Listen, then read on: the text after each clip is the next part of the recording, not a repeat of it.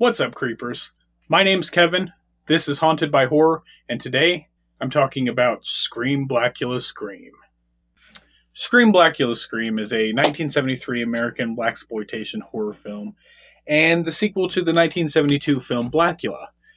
In the film, Willis, who's played by Richard Lawson, believes himself to be the heir apparent of his mother, who is the leader of a group of voodoo practitioners. However, when she dies, and rival Lisa, played by Pam Grier, is instead chosen as the new leader, a vengeful Willis brings the doomed vampire prince Mama Waldy back to life through a voodoo ritual. However, Willis soon finds that the vampire is too powerful to control. Lisa agrees to perform a spell that will break the curse placed on the prince, but when racist Sheriff Dunlop gets involved, the vampire unleashes his deadly revenge. So, this film, much like the first one, was made in a hurry and for limited funds. And as a result of this, the lighting and camera work are sometimes sloppy, with shots often lingering just a little too long. And the script also backs away from the inherent political messaging of the first film in favor of a more traditional gothic horror vibe. That's not to say that these elements are completely absent, the focus this time around being on social status within the black community itself.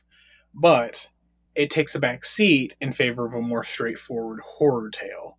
And overall, this approach does work. However, this movie just seems like it has less to say than the first one. William Marshall returns with the same force of presence that he had in the first film. His hold on his victims, as well as on the audience, is mesmerizing.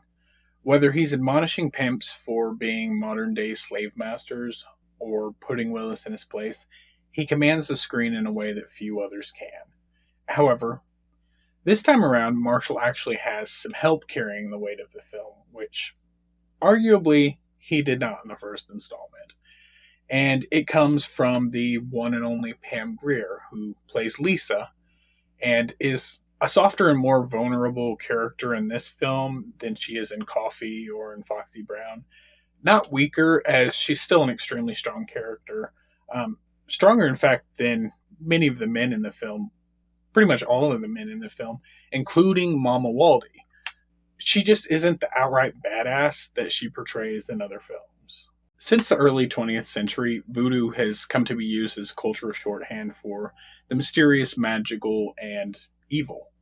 Most cultural representation of voodoo are not only inaccurate, but subconsciously steeped in racism and the complicated history of slavery in the Western Hemisphere.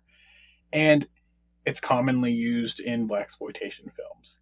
However, this film takes a much more sympathetic view of voodoo than in most films, and the supplanting of Christianity with voodoo offers an interesting alternative to the usual iconography of crosses and holy water typically associated with the vampire genre.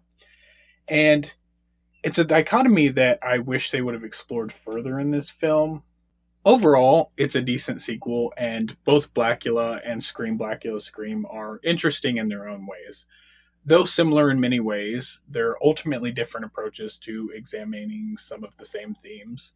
However, I find that the gothic horror romance of the original film just works better for me than the more campy vampires and hunters approach of the sequel.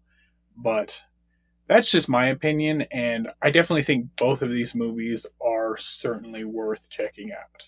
Alright, well, that's all I have to say about Scream Blacula Scream. Please like the video, subscribe to the channel, turn on notifications. All of those things really help the channel and are greatly appreciated. Alright, have a good night.